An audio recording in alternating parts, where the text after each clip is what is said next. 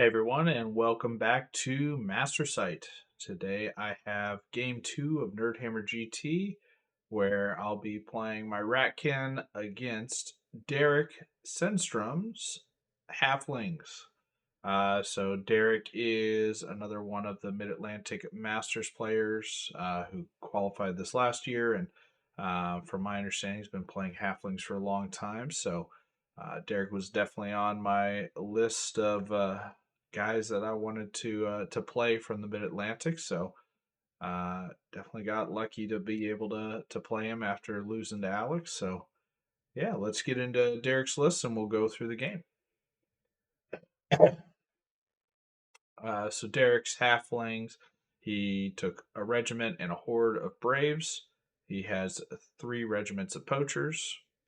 He has 3 regiments of juggers, one with bruised strength, the other with fire oil, all 3 of them with relentless, 2 harvesters, 2 iron beasts, 1 pride of the shire, 2 muster captains, both with the sure-footed captain upgrade. One of them had an extra white command dice, and 2 sorcerers, one of them with a halfling pot. So brings him to 16 drops, 26 unit strength. Yeah, pretty solid army. I know that he's been one of the kind of lead innovators on the juggers and with their nimble and thunder 2, they usually put out a hurt, but I don't think Derek wants to see the phalanx shock troops in this matchup. So I think that we definitely have a good advantage going into it with our shock troops nullifying his main heavy hitters. Yeah, so let's dive into the game. So here is Derek. We are going to be playing push on this one. So invade followed by push. We're just trying to get across the board. I took a slow army though in comparison to all my other opponents. So this is the deployment here. So terrain wise, we got impassables on my deployment in the left and then the middle right. Hills are top right, far left, forests in the left and the right. Field, water feature. One obstacle is here, the other one's center, middle for Derek there. Yeah, so overall, I think deployment went better here just by the looks of it. But yeah, let's go a little closer here. So Derek put his Horde of Braves out on the left. This is a cav unit, one of the poachers. I believe it's the Surefoot Captain out here. Harvester, just a naked Iron Beast. Then he has the Brew of Strength cav here. Other Harvester, I believe he has his Saucer sitting behind over here somewhere. He has a regiment of Braves, 2 more poachers, the last cav unit, and the Pride of the Shire. He also has a sure-footed captain and the Saucer, I believe, right here in between both of those. Yeah, so pretty straightforward. For me, I did a better job of doing a denied flank and not allowing Nimble Cav just to get around me this game. So I have, I believe it's J-Boot Shock Troops on the far left, Warrior behind, a Brood Mother behind, all 3 Claw Shots on the back. Sorry, this picture's so blurry. I have a Brute, I have Mother Kryza, I have the Sharpness Horde with all 3 weapons teams behind that.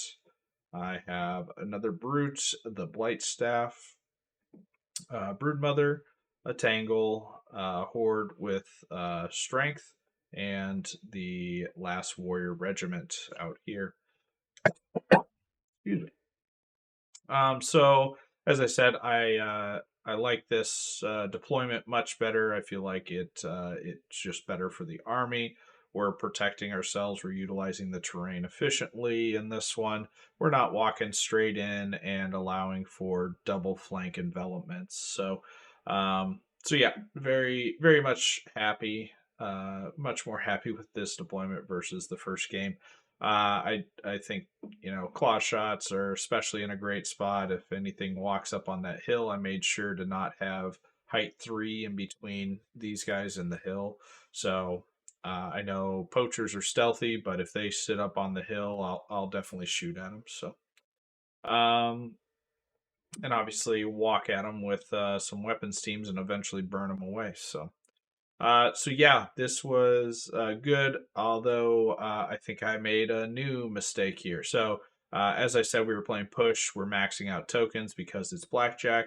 Um, Derek put all 3 of his tokens on his Horde Braves on the far left, as you do. Even though he's not able to score all of them with just that unit, he can at very least push it across, get those tokens to a safe place because I have no intention of going over there at all. And me, I decided, well, shock troops can all carry 1 token because, sure, why not? Let's do that. Where realistically, I should have said I want to focus on breaking through, say on the right hand side here, and just put maybe 1 on the shock troops, 1 on a brute. I have several units that could take them if I wanted to spread them out to start. Or I could have just put all 3 on this horde of shock troops that are in the forest and one of the harder units for him to start plucking wounds off and shooting. Um, but yeah, I put 1 in each horde of shock troops to start. So as you can tell, Derek got first turn. It would be nice to get first turn, but haven't got it for the first 2 games. So he does what we expect. He had scouted up with his poachers beforehand, and now he's pushing up the rest of his line. Yep, the sure-footed captain here. So I think he put on rally for his saucers this turn because there's nothing else to really do. His shooting, he did shoot over the lines with the poachers up on the hill. That was a little surprise. He split fire here. He put 3 wounds on this one, 2 wounds on that one. Personally, I think, unless you're Alex Chavez, you should really focus fire because these things are double rallied. So 5 wounds on one, you still need a 7 twice to kill it. But he split fire. He ended up wavering the 2 wounded unit and not the other. He also put 6 wounds on this horde of shock troops, and that was just from 1 unit of poachers. So he spiked a good roll there for sure. But yeah, so outside of just a little waiver, our whole line's moving forward slowly, keeping that battle line pretty much going. Another issue with putting all the tokens across all the infantry is that, well, I do slow them down slightly by doing that. But yeah, this is how we ended up with that. So shooting. So commands. I heal the shock troops because I feel like it's more important for them to get healed. Broodmother sat in between all 3 of the units that took shots and got radiance going. I did drain life into my own unit and healed a single wound by doing a 1 wound to them. So not a great drain life 10 there. But I spent 2 command dice to heal another wound. So these guys went from 6 to 3 between radiance, the command, and the drain life that healed them.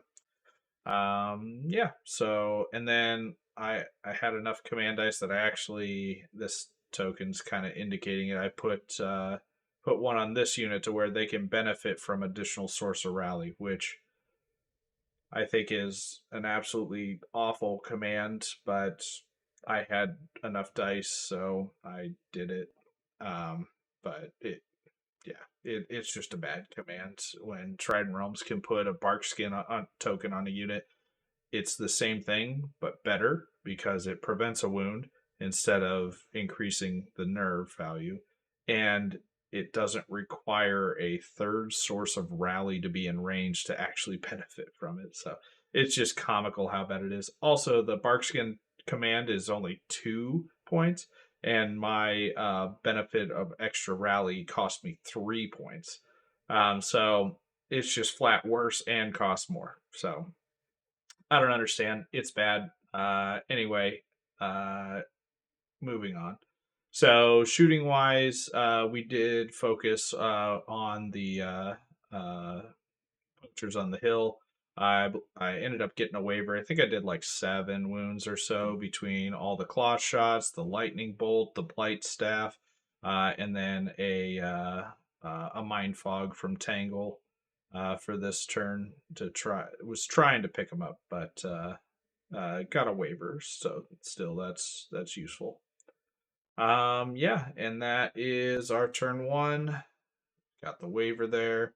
Turn two, Derek says, well, time to go. I moved in range where he needed to do a wild charge aura for his Iron Golem and his Harvester to make it into this horde here. Um, and I think he needed wild charge too, which he got. So, yeah, that yeah, knew we were going to get charged. I did not pop plague pots. Maybe I should have, but I was.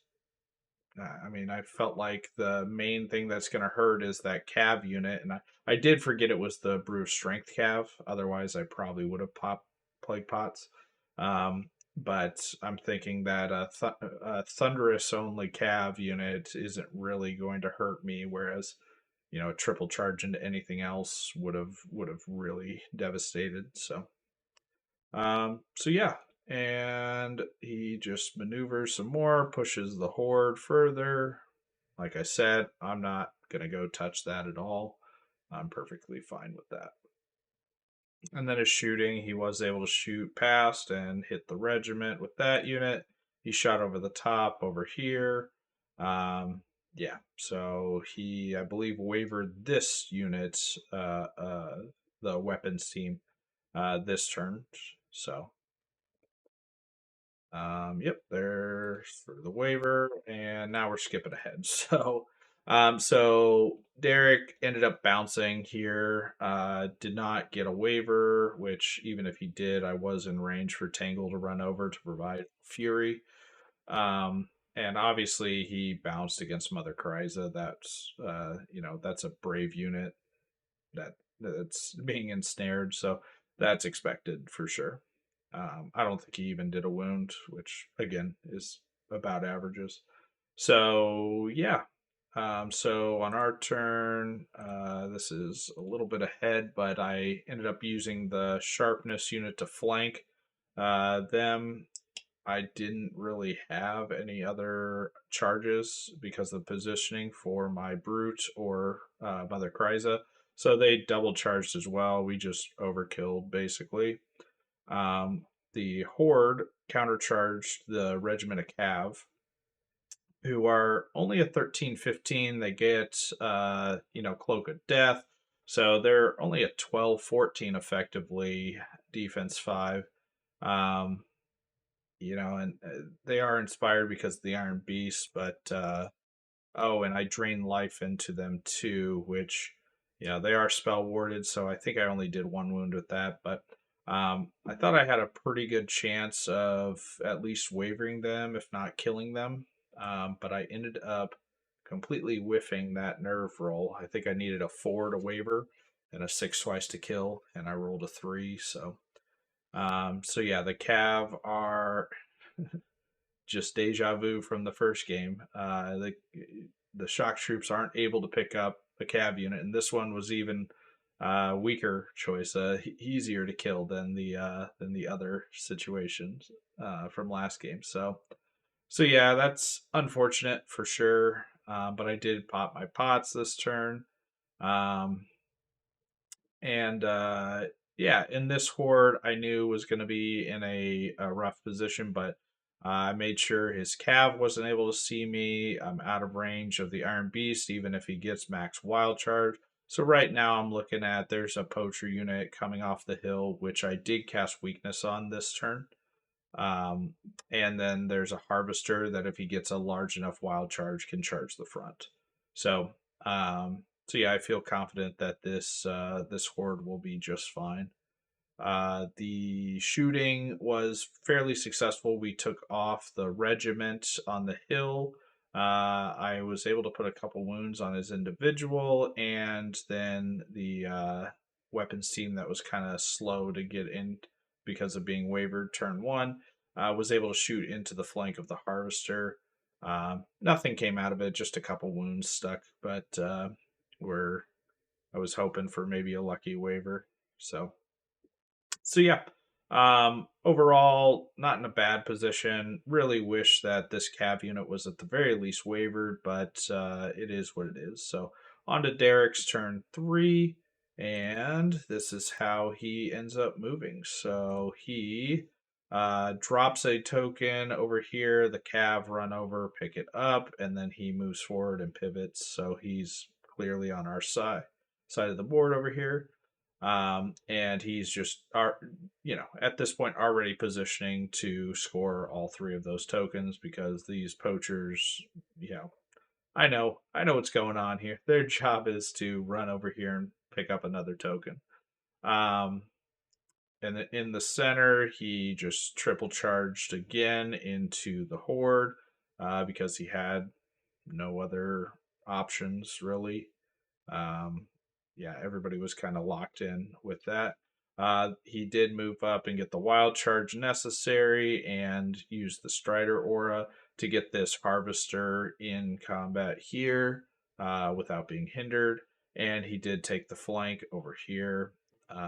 He has the brutal aura coming off here. And then the one thing that I kind of forgot about is that these sure-footed captains are they're 5 attack heroes still. So he charged him off the hill into the rear, which, definitely add a 2 or 3 wounds and wasn't something I was really planning on, but I do believe that my horde should still live in this situation because 24 attacks, hitting on fours, and coming off the hill.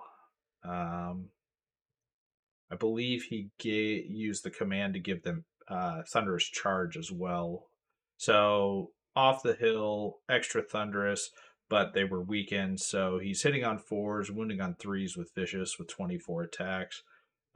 So what's that? 12 hits, 8 wounds. So roughly 9 wounds or so, 9 to 10 wounds just from them. Harvester's good for about 3 or 4. This guy might be good for another 2 or 3. Yeah, so it's kind of scary. And then yeah, since he's not holding back anymore, he brought the cav in. He's pretty much looking for any charge that isn't shock troops with these guys at this point. So he goes into a brute, and then he walks up so that way he can shoot with the Iron Beast and try to pick up this 4 wounded weapons team, which he does. So they they survived longer than last game, so I'm okay with that. And then combat, he obviously picked up the horde. He ended up pivoting this guy in, and the other units backed up, and they both only backed up 1 inch. He did pick up the token that was on this horde that, again, I think was a mistake. I should have piled it on to the right hand side of the board. But he picked it up with the Iron Beast, so that is annoying. We definitely need to reacquire that token in order to have a chance of winning this game. So his triple charge here in the middle, like I said, the average was 15 to 16 kind of. He did only 12, so it was a little bit shy, but harvesters are super swingy anyway, so um, yeah, so it was a hold for me. Um, and then he ends up actually killing this brute with the cav after only doing 4 wounds. So he rolled really really bad with the attacks and wounds, but he rolled really good for the nerf. Again, this was an 11s twice. I've seen that before, so So this is how he ended up. He did pivot to kind of face towards the horde there. So yeah, my turn, and uh, we're just fighting. So on the left, I brought in the what's it called? The regiment, which was able to get in unhindered. My thought being that his cav, he brought up his sorcerer, which was now rallying, so rally two. So I needed, what did I need last time? A four to waver, six twice to kill. So if I do one or two wounds, I'll still be on a four or five to waver, and then a six or seven twice to kill. I'm okay with that because I have plenty other shooting targets. Uh, Mainly this Iron Beast. I need to start putting wounds on that. And these weapons teams are in the flank of this guy, so we are going to try to deal with the Harvester that way. Um, yeah, and then the counter charge here, I didn't bother moving them around, but I counter charge the individual because you'll see that after counter charging the individual, it's roughly a 3-inch overrun, and then I am in the rear of a cav unit, which is definitely where I'd like shock troop horde to be, so that'd be fun. And then the other shock troops charge the Iron Beast here in the front. I was outside of the forest when we did this charge, so unhindered. And then it was my turn to utilize my Thunderous Charge command. So that's what I did. I was I was also heavily considering Bane chanting them, so they're crush because this is the crushing strength unit, so it'd be crush 3, thunder 1 going into his defense 6. But I actually Bane chanted this unit because I feel it's very much more important that I kill this individual, hit this unit, and if I kill this unit, I can turn around to keep everything else in the front. Um, so yeah, that was my thought process here, and yeah, it things are things are working out. Things are going my way. Shooting's coming along. I think I did like 7 wounds to this Iron Beast this turn, and I got a waiver on it. He was just outside of rally range, so that's why we got the waiver. I did a fair number of wounds. Harvester already had some wounds on it from shooting the turn before, but I did a fair number more from the flank shots, and I ended up wavering him as well. I did get the individual kill and the overrun. And yeah, this unit was at 12 after the. I believe I healed him one from a drain life and one from the radiance of life. So, and then I forgot to mention Brute and Broodmother both double flank charged the mincer that was in the front of this unit here. So yeah, I mean it's looking good. Definitely like that. And then we put a good dent, I believe about 10 wounds or so on this Iron Beast. Did not waver it, but that's perfectly fine. He is stuck there having to fight a fully fresh shock troop horde. So I'm happy with that. So after killing the cav from the rear charge, we turn around to the center to keep those poachers in our front, which they want nothing to do with us anymore. So yeah, so on to Derek's turn 4 here, and I believe this is potentially after charges are completed and whatnot. Oh, I did another 2 wounds here with these rats, but guess what? I needed the 4 to waver and a 6 twice to kill, and I roll a 3 again. So, yay! That's uh, that's an issue. We gotta kill these units, especially when we're hitting them multiple times. Like this isn't much of a commitment, but the shock troop horde should have killed them after, and they've gotten or maybe I did 1 wound and a cloak of death happened to them too. So it's just one of those where it's like these little things need to start going our way, otherwise we're really in trouble. So yeah, he countercharges there, all that stuff. We're skipping ahead here. His combat was and shooting was kind of lackluster. So over here, next turn we kill the Iron Beast. My horde dropped the token, and the warriors were able to do a little pivot and pick it up. So they're sitting pretty good. Um, I believe his sorcerer's over here up on the hill or something, or yeah, running away. So then in the center, we charge and killed the poachers with the flank charge. Mother Kryza didn't have any other options at that point, so she just helped out with that and providing the cloak of death. You'll notice here that this cav unit is still alive. I believe he wavered my rats. No, he didn't waver them. I just decided that shooting was better for me in this case. Maybe he did waver. I don't know. Either way, backed them up. Radiance of life, all that stuff. So this horde's down to only 8 wounds now. Gotta love it. Just slowly but surely taking those wounds away. Um, Shooting took off the harvester that was here, but in combat took off the poachers. But shooting did not kill the cav unit. I did another wound or 2 wounds or something, and this time I roll snake eyes. Or no, that's what it was. I needed a 4 twice to kill him this time, not a 4 to waver, and I rolled the 3. And so instead of rolling the 4 to kill, I rolled the 3 just to get a waiver. It's so frustrating. So this unit's been on death's door for 3 turns in a row, and this is the first time they're wavered. It's just a little ridiculous. So, but yeah, that's where we are. And our other shooting is trying to pluck away at the Iron Beast. Mostly our claw shots back here. We did not do as well. The turn we wavered it, so last turn, our claw shots were MVPs, did really great. This turn, not so much. So between the 2 turns, it kind of averaged out over 2 turns of shooting. So, but yeah, we're in a very dominant position now. We've completely shattered Derek's line. The issue is though that we're not winning the scenario. Um, and I definitely knew this and realized it, once I got triple charged on turn 2. It's like, yeah, I shouldn't have that token there.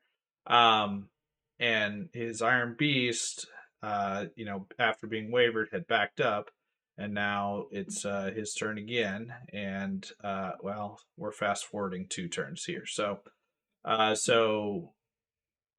basically just the Cliff Notes version. He on this turn here, this would be Derek's 5. He just ran forward with the poachers. They picked up this token. He did the command to do a full back, so go 5 inches back with his Iron Beast here. And these guys were wavered. There's no way to shake that waiver. I believe he charged his muster captain into something. Um, but yeah, nothing. He didn't kill anything. He's just trying to protect his units with the tokens. My turn 5, bottom 5. I shot more at this guy. I charged these guys. I picked him up. I killed him and picked up this token. So then his turn 6, Derek spent his command dice again to do a full back. So this Iron Beast is 10 inches further back from where it was instead of 5 inches further back over 2 turns of movement. So that extra 5 inches made it to where I was out of charge range with shock troops carrying the token here. If we did get a turn 7, because this is the bottom of my 6 here. Or no, this is turn 6. So yeah, so what it did was it made it to where on bottom of 6, his Iron Beast is outside of charge range of my shock troops. Whereas if command dice were not in, that would not be the case. He could not have ran as far away as he did and hid from me.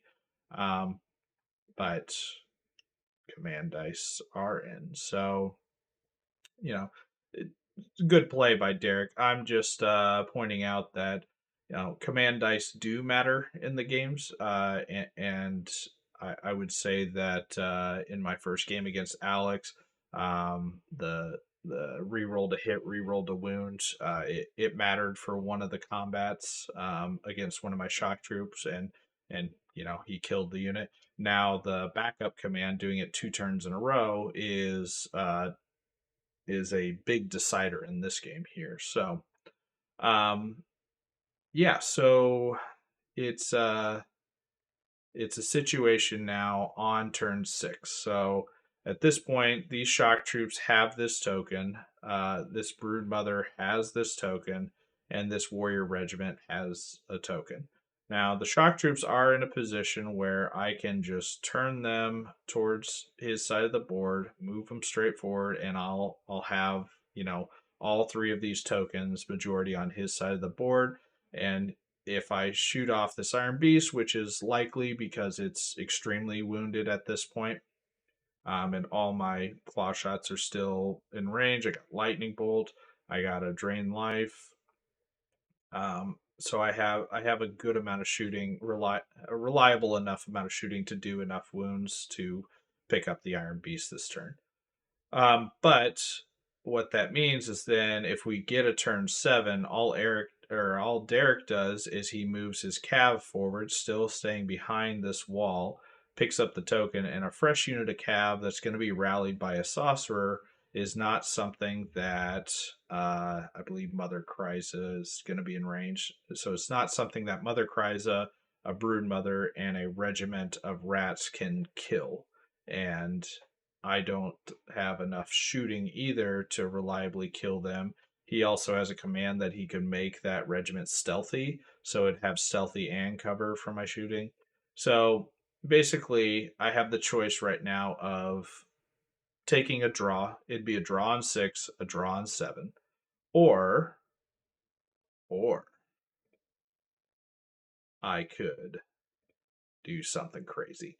And I decided to do something crazy. I'm not taking a fucking draw on 6, draw on 7. Nobody wants that. Derek looked at me and he's like, "Are you stupid?" I told him, "I'm not playing for a draw, man. I'm going for a win." So the winning play is drop the token off the rat warriors, pick it up with the horde. By the way, I ended up killing his saucer that was over here. He was running around trying to punk a little warrior regiment every now and then. I dropped the token off the brood mother. These warriors cannot pick it up this turn, which is fine because I don't win this turn on turn 6 anyway. Because this token is in the middle or majority on my side of the board still. Because Derek had picked it up and it moved from the center spot. So this brood mother picked it up. So on the last turn, she needs to walk across. This guy needs to pick this token up. He's going to be majority on that side of the board. So I'll have 6 for sure. And then that leaves a sharpness horde of shock troops in range to charge his cav unit when they have to go cover up the token that the Iron Beast drops. And they have to cover up at the very least, otherwise I just walk over with like Mother Kryza and pick it up and then I win the game. So that's what we do. So objective number 1, shoot and kill the pig, uh, which we do. Objective number 2 is roll for turn 7, which we don't. So it was yeah, it was a close game for sure. The Like I said, it happened exactly how I wanted. So the tokens dropped here. He Even if he picks it up, it doesn't matter. It's probably better if he leaves it on the ground, honestly. But he would want to cover it up at the very least. My shock troop horde is already in range to charge him. He only has 3 scoring units left, so there's just no way if there is a turn 7 that he doesn't get charged at the very least. Whether I kill him or not with the charges is a different story, but with Mother Kryza, with a horde of horde of sharpness rats with a Bane Chant coming up behind him, and then a Drain Life in over the top. I have a, I have hopes. I have pretty high hopes that I would be able to kill him, even though he's double rallied right now. Um, and yeah, I'd absolutely be going for it. There's no reason not to. So, um, so yeah, it was a great game. Playing for the draw on 6 and 7, just I just wasn't feeling it. I felt like this game, it deserved to have a clear winner one way or the other. So in the end, I have a lot of stuff left on the board. Derek didn't kill a whole lot. He ended up killing, I believe, just shy of 500 points because he got both brutes, one weapon team, one shock troop horde, and that was it. Um, so yeah, and then I killed, I think, like 1,700 or 1,800 points of Derek. So it was an absolute murder on the kill side of things, but scenario wise, he did squeak it out with 6 points to, I think it's 4 right now or something. So it was only like an 8 point loss, or yeah.